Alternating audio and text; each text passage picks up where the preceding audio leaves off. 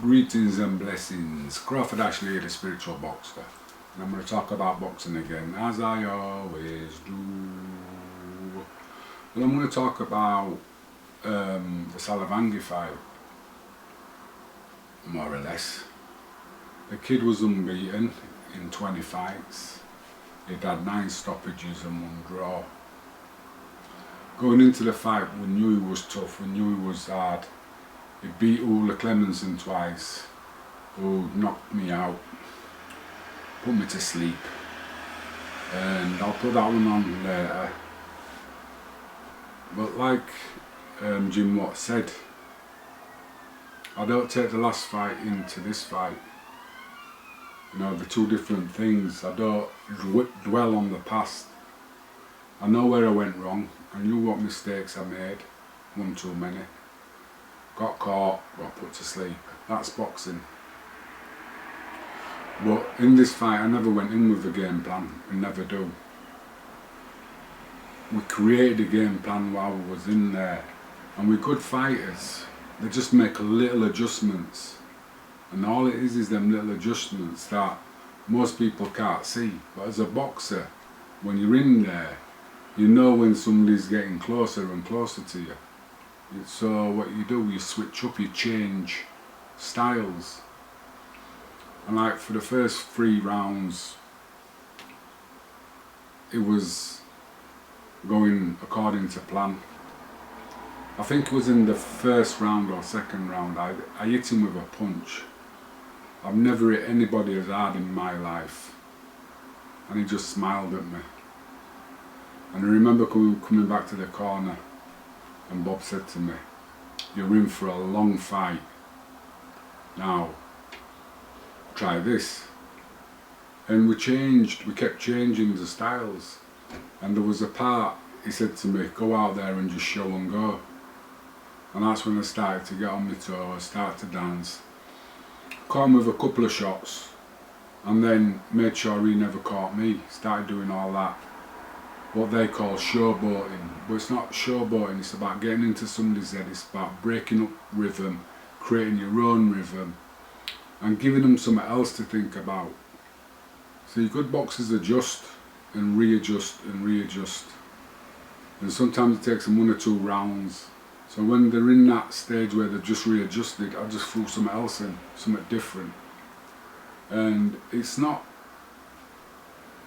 it is to get inside the boxer's head. Like I said with the Johnny Nelson, he got inside my head and I was doing things I shouldn't have done. And that's what showboating is. It's about nicking time when you're tired, and it's about getting inside the fighter's head, messing up his game plan. And you know, if you can do it, you can switch. And if you go in the ring like Bob knew with me, I had all the tools to do the job, it's just using the right tool. My feet and my footwork was good, on point. I got caught with some shots. It's like at the end of the fight when I said in the 10th round, he took away my second jab. I doubled up the jab and he took away the second jab and hit me with a right hand and broke my nose, man.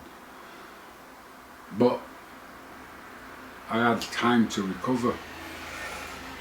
You know, sometimes it looks messy, but you've got to do whatever you can do to recover.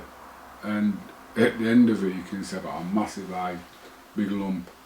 But that's what makes the win worth it. Down to the fact that you've been in there with somebody who wants to win, and you've created and you've come up with a plan that's beaten. And with one referee giving it to him by 2 rounds, people want to know why all my wins up to the Nicky Piper fight were by knockouts. Because I wasn't getting a decision. I don't know why. Maybe the punches that were missing me because I was riding them or not hitting me as hard, maybe they'd have scored them as punches landed, I don't know. But I like to ride punches. I want to be that close to the punch missing me. I don't want it to miss me by this much. I'd rather it miss me by this much, because then I'm in range to counter, which I did. But if you look at Siluvangi, he was a very good boxer. And like Jim Watt said, there was something to come, more to come. But them first couple of punches that I caught him with that were really hard. Must have had some on his psyche or something to not to rush in, to take his time to come in. But it was a good fight, and it was a very good learning fight, especially for me. And it's that thing about mental attitude and get your focus right. And when you're focused, things happen and things work for you. But like I said, we didn't go in with a game plan, we made a game plan up as we was going along.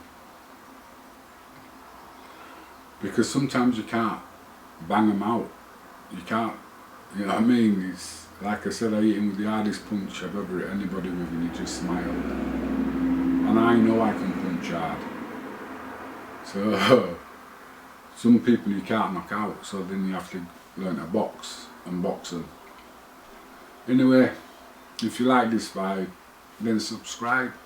I'll talk about boxing. I'm going to talk about a bit about what boxing taught me about depression and life after I retired from boxing. One of the things that came into effect was, if you're getting it, you're doing something wrong, move. And getting it is like being hurt. So I'll do that another day. This one's just about boxing, and I'll be about something that what boxing helped me. Anyway, till next time, if you've enjoyed it, leave a thumbs up, share it, or leave a comment. That'd be the best thing, leave a comment. So till next time again, out, bye.